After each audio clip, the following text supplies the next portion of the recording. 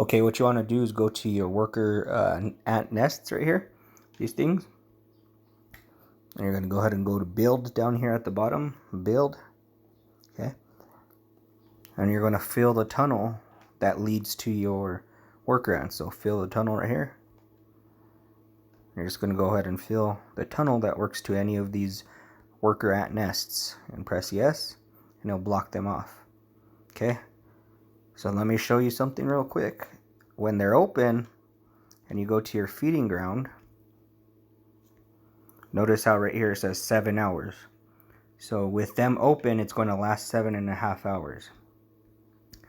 Now you go over here and close them, like I said. Right? Now watch this. When you go to your worker ant nest, they're going to last now 2 days and 7 hours. So it gives you an additional 2 days, it looks like. Thanks for watching.